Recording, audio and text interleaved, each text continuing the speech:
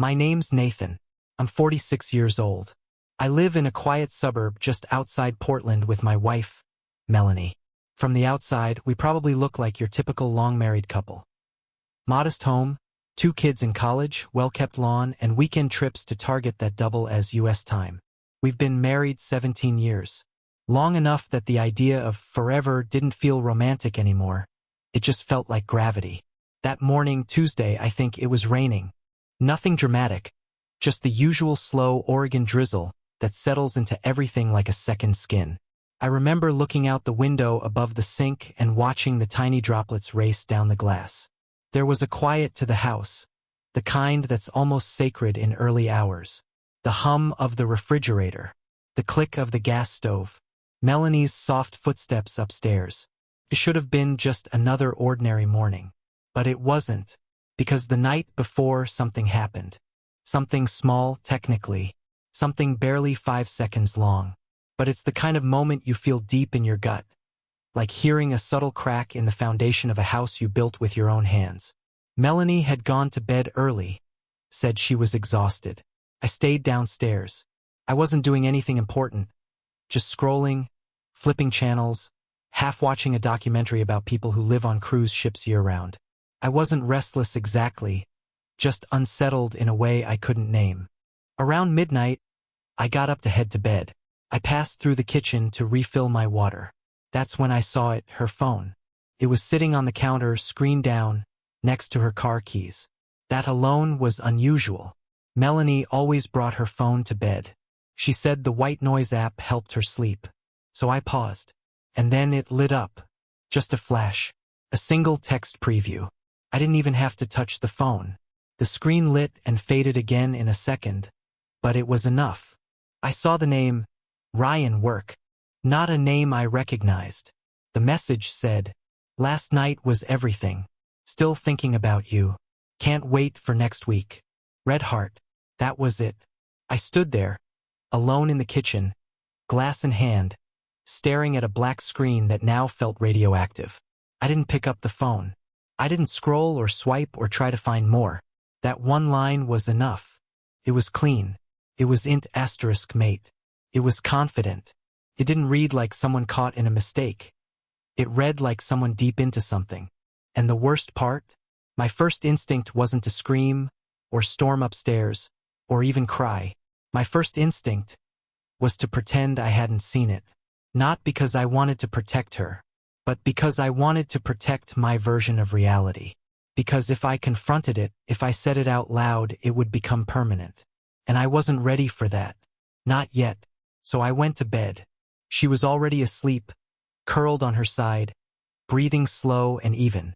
She looked peaceful. I lay there next to her for hours, staring at the ceiling, hearing every tick of the fan. At one point, I thought about waking her up and asking her directly, just blurting it out, "Who's Ryan?" But I didn't. Instead, I did what I had learned to do in marriage. I waited. Waited for more proof. Waited for a better time. Waited for the idea to stop hurting so much. When morning came, the rain was still coming down in a light mist, like it hadn't even stopped overnight. I got up first, made coffee, and fixed the toaster.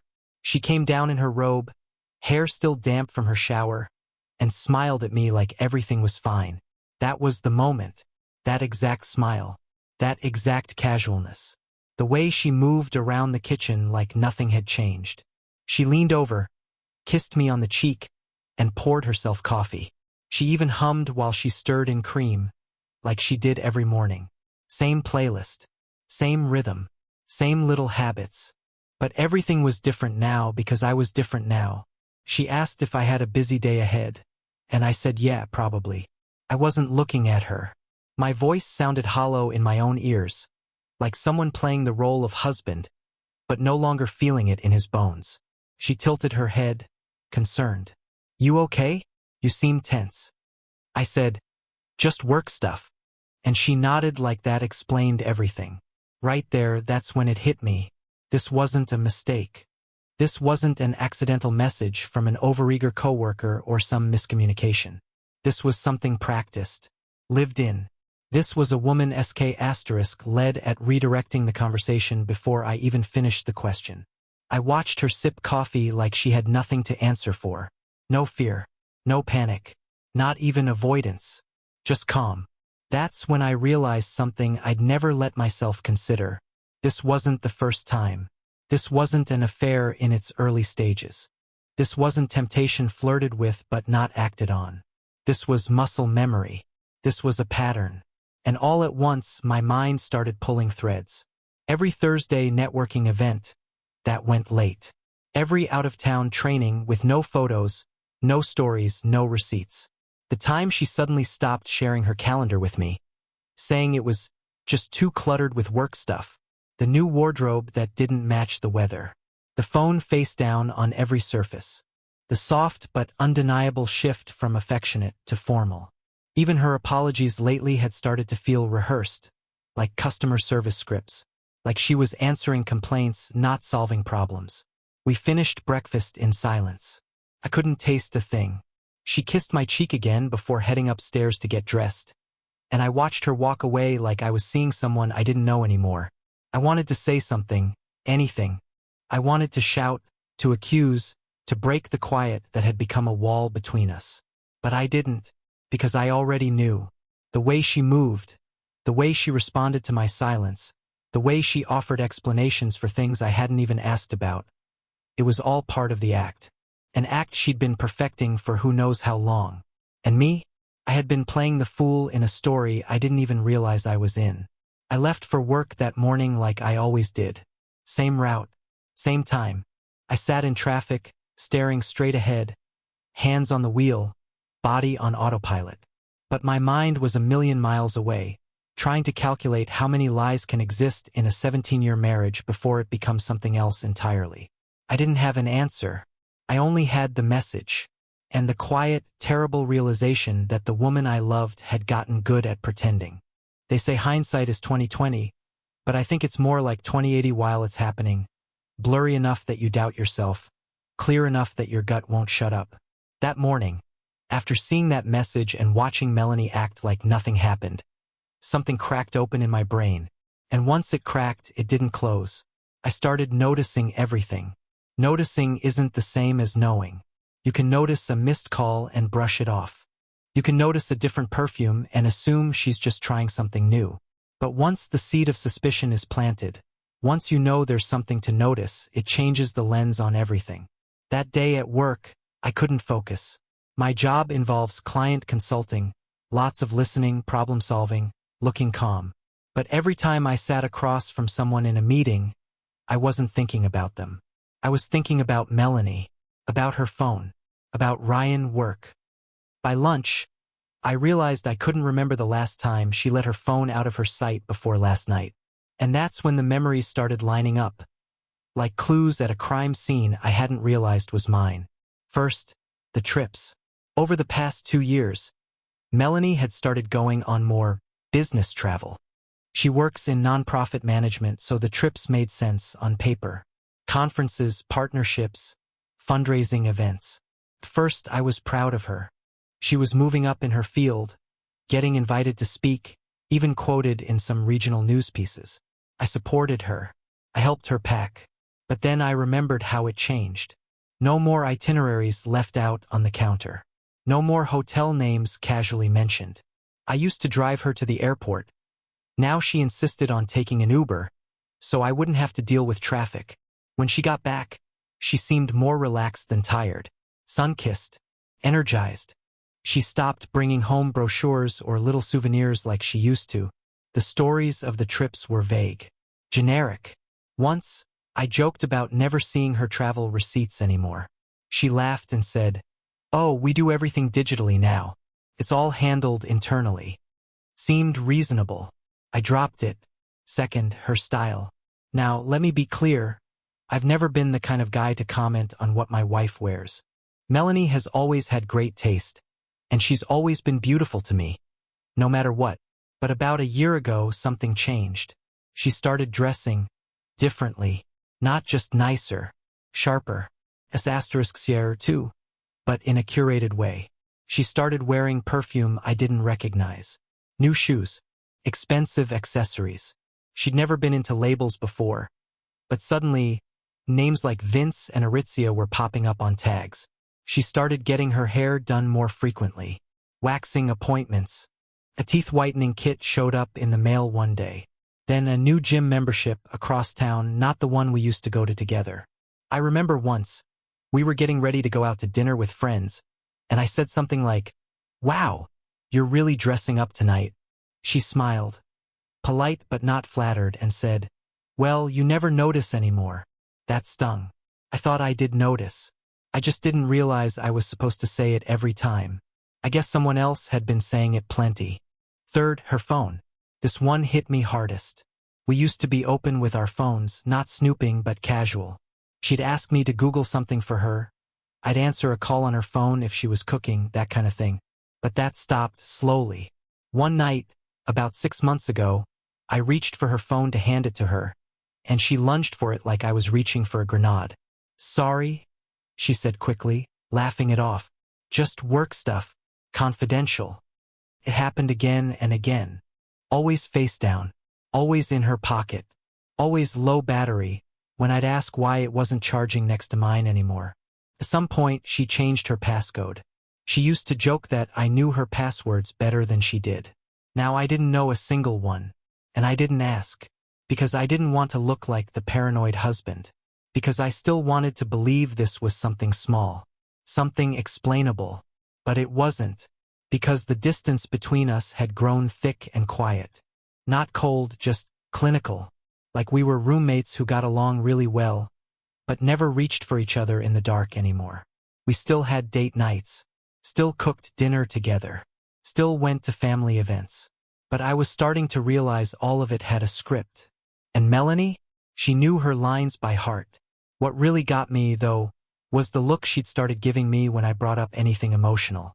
Like when I mentioned I missed going hiking like we used to, or when I said I'd been feeling disconnected lately. She'd tilt her head slightly, smile, and say something like, "You're just tired. You've been working too much." There was a gentleness to it, but not the kind of gentleness that says, "I love you." It was the kind of gentleness you give someone you're slowly detaching from. A nurse's smile, professional but detached. It was like I had become a function in her life, a supporting character in a story I thought we were writing together. That night, I didn't bring anything up. I needed more. I wasn't ready to confront her, not without being sure. I kept telling myself that maybe I was just paranoid. Maybe I was building a case out of scattered memories. I still wanted to be wrong. But the next day, she had another overnight. She said it was a last-minute board meeting retreat. I didn't question it. I smiled and kissed her goodbye. But I watched the way she packed. How carefully she folded everything. How she checked her phone twice before zipping up the bag. How she hummed, not nervously, but lightly, like someone who was excited to be somewhere else. After she left, I sat on our bed, staring at the dent her body had made in the comforter. And then I opened her closet. I didn't know what I was looking for, but I found a bag in the back. A slim clutch I hadn't seen before. Inside, a receipt from a boutique hotel. 2 hours away. 1 queen bed. 1 night. Dated 2 weeks prior, during what she had told me was a 2-day conference out of state. That was when the line connected. That was when it wasn't dots anymore. And I realized something even worse than the lie itself. She was comfortable with it now. It had become part of her rhythm. A second life woven seamlessly into the first. And me? I had become part of the scenery. I remember sitting on the edge of the bed, clutching that receipt, and laughing. Not because it was funny, but because I finally understood the joke. And I was the punchline. Some betrayals you piece together like a puzzle, clue by clue, memory by memory. But others, they come all at once. Not like lightning, more like a flood. Not something you interpret, just something you hear. And when you do, there's no more guessing. No more spinning in your own head. No more hoping you're just imagining things. For me, that moment came at 1:17 in the morning. Melanie had gotten back from her retreat earlier that evening. I remember she brought home a folder with printed slides in it, charts and branding materials like proof she'd really been somewhere legitimate. I didn't even ask for it. She offered it up casually, left it on the kitchen counter like bait in plain sight. I glanced at it, nodded, and said something dull like, "Looks productive." She smiled, kissed me, and said she was heading to bed early. Said she had a long day ahead tomorrow. Then she disappeared upstairs. I stayed on the couch, pretending to finish an old episode of something. But really, I was just staring at the TV. I wasn't watching anything. At some point, I must have dozed off.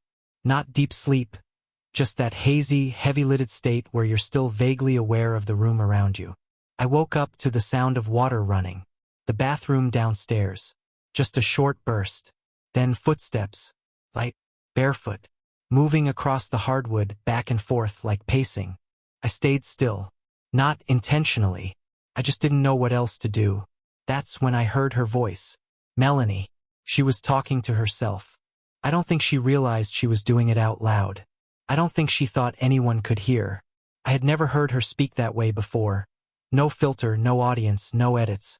It was like she was trying to get something off her chest in the only way she knew how. And what she said hit me like a truck. It's already done. You can't undo it. You chose this. You wanted this. So stop pretending it was a one-time thing. I didn't breathe. The silence after those words felt louder than anything I'd ever heard. Then she kept going, quiet, like she was trying not to cry. You told him yes. You met him there. You let it happen. And now you're still here lying to Nathan like he's some safety net. I sat up slowly, trying to move without making a sound. She was standing in the kitchen, back turned, one hand resting on the sink. I could see her reflection in the dark window over the sink. She was talking to herself in the glass, like it was a mirror. Then came the final blow. You were pregnant before he even proposed. You knew it wasn't his. You knew. And you said yes anyway. That was it. I didn't make a sound. I didn't stand up. I just froze. Every suspicion I'd had, every breadcrumb, every receipt, every change in her tone or rhythm, suddenly collapsed into one perfect, cruel truth. Not just an affair. Not just betrayal. But something older, deeper. Something that reached all the way back into the foundation of our life together. If she was telling the truth, and in that moment I knew she was, then she had looked me in the eyes all those years ago, wearing white, and promised me a life built on something she already knew was a lie. And now, she was unraveling alone in our kitchen, talking to no one, crumbling under the weight of a truth she hadn't spoken out loud until now. I sat there in the dim light of the hallway, back pressed against the wall, trying to steady my breathing. I didn't know whether to storm in or disappear. I didn't know what the right move was.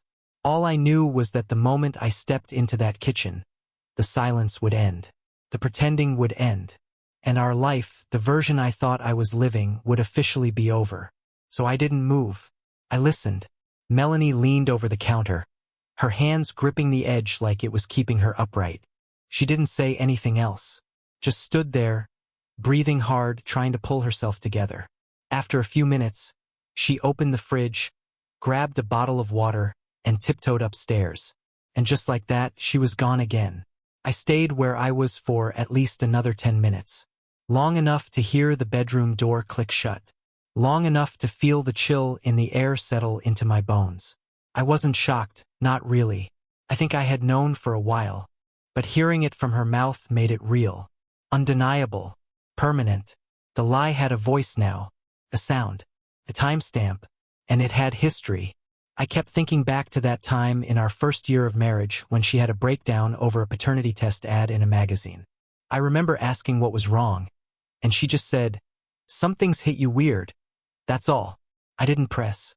I chalked it up to hormones or stress. But now I knew. Now it all made sense. The subtle distance when our son was born. The look she gave the nurse when I asked if he looked more like me or her. The way she shut down conversations about family history when he started asking questions for a school project. She had been living with this truth for almost 2 decades. And now I was living with it too. I went upstairs eventually. Quietly. I didn't brush my teeth. Didn't change. Just got into bed. fully clothed, and stared at the ceiling while she slept beside me. I could hear her breathing, slow and steady, like someone who'd finally exhaled after holding their breath for years. Me? Couldn't sleep. Not even a little. Because the hardest part about hearing the truth isn't the shock. It's the questions that come after. Who is Ryan, really? How long has this been going on? Does our son know? Does she even remember who she was before all this? And me?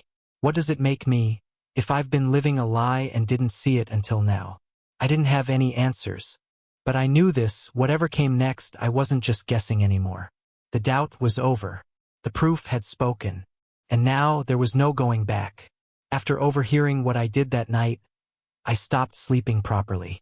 I'd lie next to Melanie, listening to her steady, rhythmic breathing like it was some cruel metronome, each exhale reminding me that she was at peace, and I wasn't.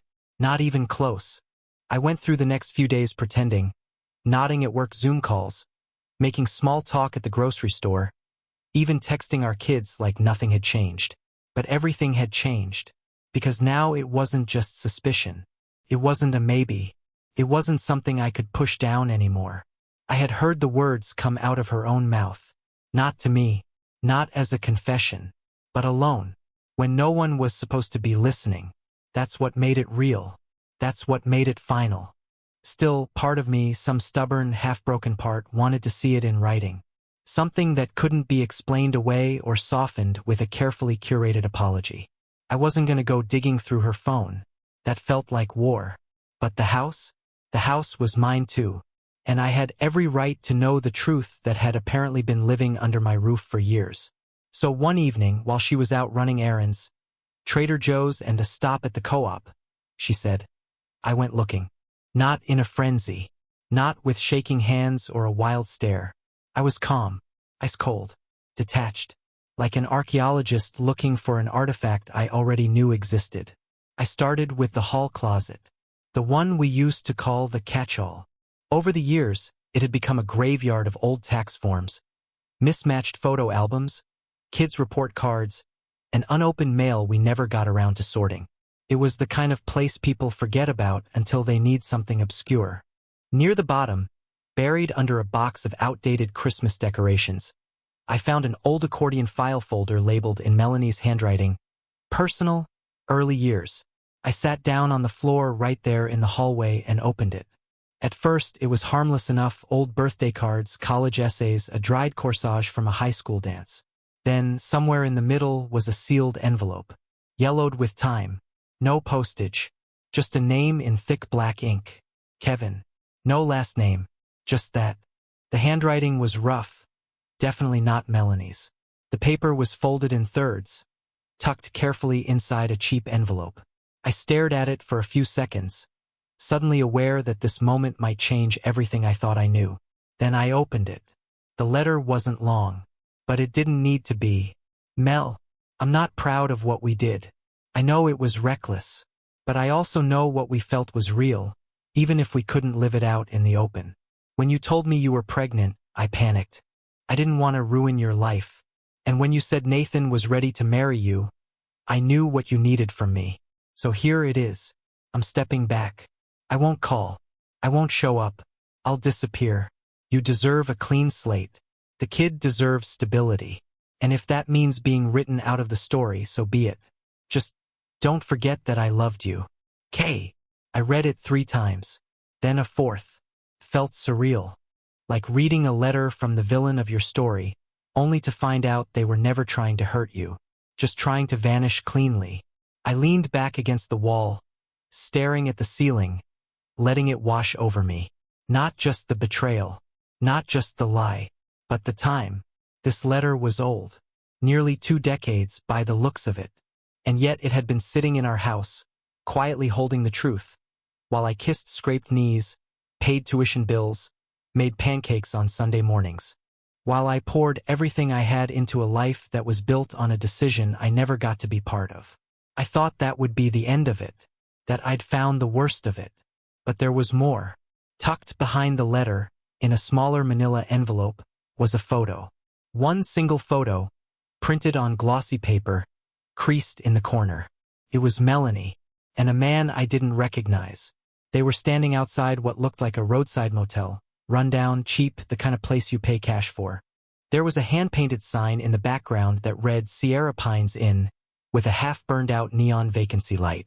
Melanie was wearing a white sundress. Her hair was longer back then. She looked happy. He had his arm around her waist. Not like a friend. Like someone who knew her skin, her laugh, her worst secrets. He was smiling too. The picture was dated June 2007, 6 months after our wedding. I stared at that date for a long time. Did the math. Our son had been born in March 2008. And then it all connected. This wasn't some youthful mistake.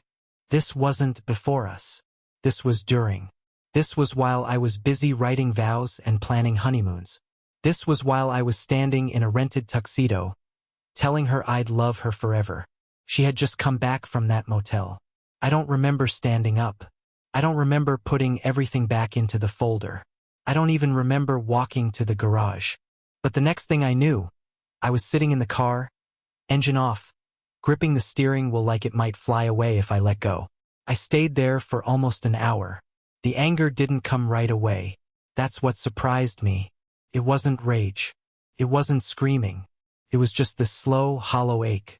Like a part of my life had quietly died years ago, and I'd only just found the body. When Melanie got home, she asked why the recycling bin was moved. I told her I'd been reorganizing the garage. She nodded and went to put away the groceries. She didn't notice the change in my voice. Or maybe she did and ignored it. At this point, it was hard to tell. That night, I watched her fold laundry while humming along to some 90s song on her phone. I couldn't stop staring at her hands. Hands that had once held mine in a courthouse. Hands that had signed a marriage license while already holding a secret. And all I kept thinking was, did she ever plan to tell me? Or was the plan always to take it to the grave? Maybe she told herself she was protecting me. Maybe she thought Kevin would never come back. Maybe she believed that if she never looked at that letter again, it would stop being real. But it was real. I had held it, read it, felt its weight. And no matter how carefully she'd hidden it, no matter how many years passed, it had always been there. Quietly waiting, like a loaded G*N in the back of a drawer. Now I knew it existed, and I couldn't unknow it. The morning after I found the letter and the photo, I didn't speak to Melanie. Not in any dramatic or cold-shouldered way, just functionally the way two strangers might pass each other in a hotel lobby. She asked if I wanted coffee. I nodded. That was it. And for the rest of the day, I went about my routines with machine-like precision. On the surface, I was fine. Inside, my mind was stuck on one simple truth. I had been lied to. Not just once. Not for a weekend. Not in the way people slip up when they're lonely or impulsive. This had been calculated. Strategic. A choice made, sealed, and archived. And the worst part? I wouldn't have known if I hadn't gone looking. It's a strange feeling, knowing your reality can be retroactively rewritten. The letter had confirmed that the man, Kevin, knew about the pregnancy. The photo had confirmed Melanie saw him after our wedding. But there was still one thing I hadn't admitted to myself fully, even as the pieces lined up with brutal symmetry. I didn't know if the child I raised was mine. And here's the thing, I never doubted it before. Not once. Our son, Jonah, had always just been mine. Not just legally or logistically, but emotionally, practically. Through every scraped knee, every school project, every Christmas morning where he tore open a gift and turned to me like I had hung the moon. But now that seed of doubt had roots. And Melanie must have known it. Maybe not the exact moment I found the letter. But something shifted between us after that night.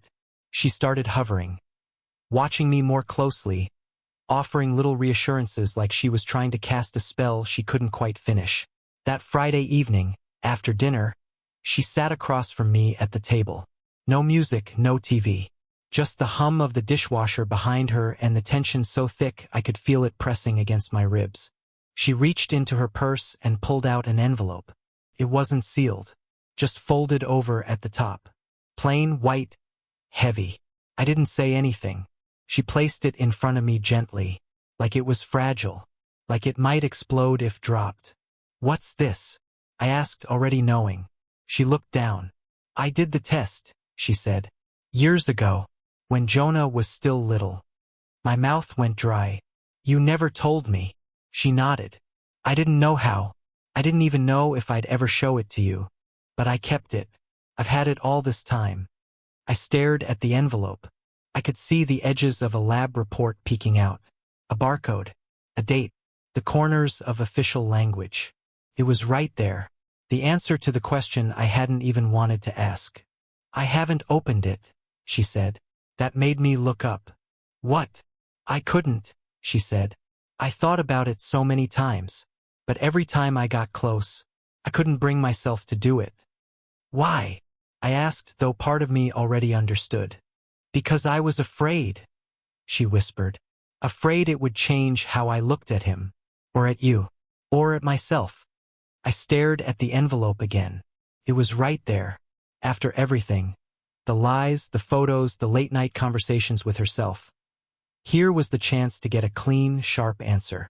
No interpretations. No guessing. Just truth. Hard and clinical. I picked it up. It was heavier than I expected. I turned it over. Felt the weight shift inside. A single page, maybe two. I could open it right then and there. I could know. I looked up at her again. She wasn't crying. She wasn't trying to take it back. Her face was blank. Tired. She looked like someone who'd been holding her breath for years and had finally let it go. "Why now?" I asked. She swallowed. "Because I know you know.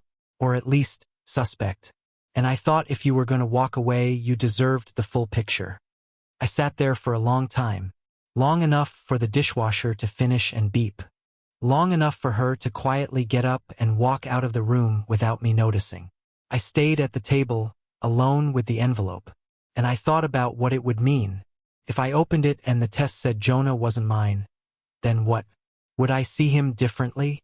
Would he feel different to me the next time I hugged him? Would I feel like a stranger had been living in my house all these years? Or would nothing change? Because he'd still be the kid I carried on my shoulders during fireworks. The kid who fell asleep in the back seat after swim practice. The kid who called me Dad, not because I earned it once, but because I kept earning it every single day. And then I asked myself the question I hadn't dared say aloud yet. Did I really need this answer? Or was the damage already done? Because let's be honest, this wasn't about DNA. Not really. It wasn't about biology. It was about betrayal. About Melanie making a decision all those years ago that I wasn't trusted with. About her carrying it alone and deciding that I didn't need to know. I had a right to be angry. And I was. But sitting there, with the envelope in my hand, I realized something. The test wouldn't heal me. The truth on that paper wouldn't erase the lie that came before it. It wouldn't restore the foundation. It wouldn't undo the look in her eyes that night in the kitchen. The damage had already taken root. Deep, quiet, long ago. This test, it would only dig deeper. And I was already bleeding. So I set the envelope down. Still unopened. Still folded exactly the way she gave it to me. And I walked out of the kitchen. I didn't say anything to her that night. I didn't sleep in the guest room. I didn't cry or rage or demand more answers. I just stared at the ceiling in silence and wondered what kind of man I wanted to be going forward. The kind who needed facts to validate his pain? Or the kind who already knew enough to start deciding what came next? I never opened the envelope. It stayed on my nightstand for weeks. Untouched, unspoken.